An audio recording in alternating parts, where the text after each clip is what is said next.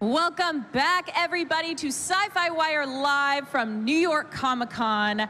Sitting with me, you guys get excited. We have Drew Goddard and Cailee Spaeny from Bad Times at the El Royale. Give it up for them.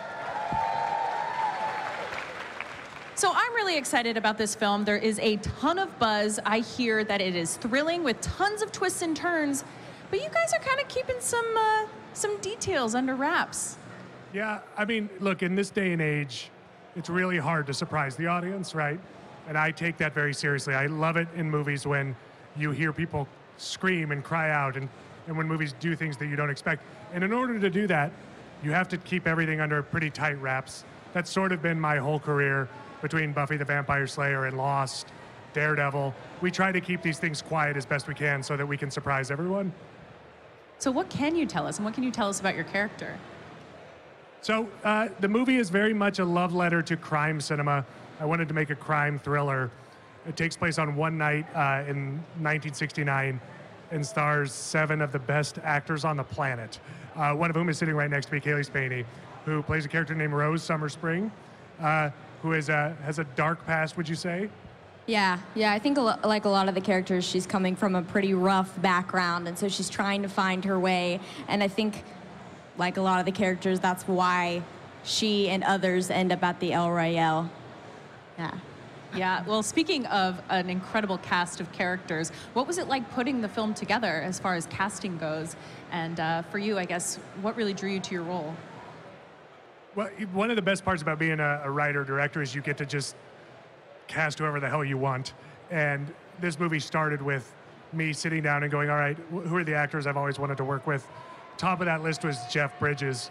I think we all know he is the best actor on the planet. I'll go ahead and say it. Come at me if you disagree, because he's the dude, man. And so it started with Jeff Bridges, and then it really just, the dominoes tumbled from there. Dakota Johnson, John Hamm, Chris Hemsworth, and I, go way back to the Cabin in the Woods. So, Cabin fans. I love you guys the most, just so you know. And then finding just this extraordinary talent. Kayleigh I knew from Pacific Rim Uprising, and I knew she could hold the screen. This section is very good to us over here. No offense, I like you guys too, don't get me wrong, but you guys are special. I appreciate that. And so, yeah, it's really about just getting that team together and then letting them start trying to kill each other. That's really what the movie's about. There it is. Yeah, and I think for me, it was just an honor to even get to read the script. I was like, you guys are sending this to me? This is so cool. And then, again, another felt like achievement to get to meet Drew and to be in the room with you and to talk about this character and to even play this character for one day. And then it happened, and I got to be on set for 2 months exploring it and creating. Thank you for being such collaborative, incredible experience to work with you. I'm very excited for you guys to see what Kayleigh does in this movie. You get a couple of glimpses in the trailer. It happens to be Kayleigh that's swinging on the chandelier, if you see that. She goes to some pretty insane places. Total bucket list moment to swing on a chandelier, too. I mean. So the El Royale is based on like a classic old Hollywood hotel that came with like a lot of scandal and rumors. What really drew you to that as a setting for a film? Yeah, it's sort of amalgamation of a few hotels, one of which is the Cal Neva, which is this hotel half in California, half in Nevada. And there's a lot of conspiracy theories about Frank Sinatra and Marilyn Monroe and the Mafia and the Kennedys that I always thought would be a good petri dish for drama. Combined with a lot of perverted hotels that have been in the news. If you've studied, there's been a few hotels where people have been spying on their inhabitants. I always thought that was an interesting ground to explore. So I sort of took all of that and created this hotel. And it seems to me that the film isn't told in a linear fashion. What influenced that decision? I think part of it is just, it goes back to my Buffy the Vampire Slayer days. Like, we always played... yes. The first, this is the room I can talk about this. First episode of television I ever wrote was an episode called Selfless, the Buffy the Vampire Slayer, and it was a flashback episode. I love flashbacks. I love learning about characters in the present time and then revealing new truths about them in the past. That's always been attractive to me on all of the things I've worked on. There's just something about it that I find so special. So it's no accident that I keep returning to that.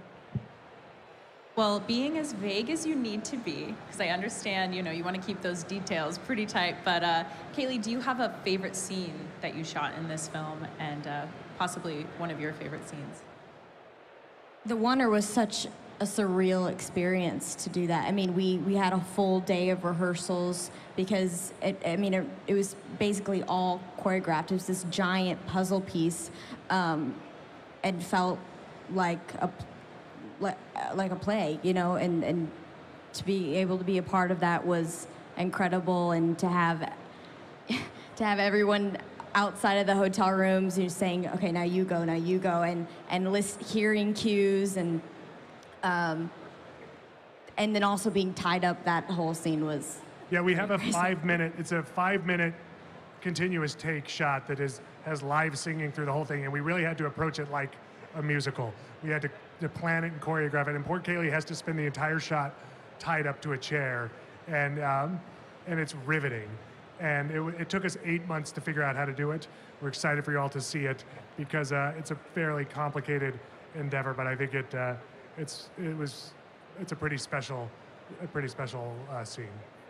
So what's the best part and the most challenging part of trying to film a movie set in the 60s?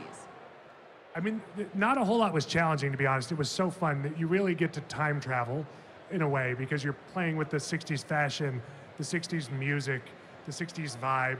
I think part of the reason I said it there is I love the style and the feel of the 60s, and we just dove right in.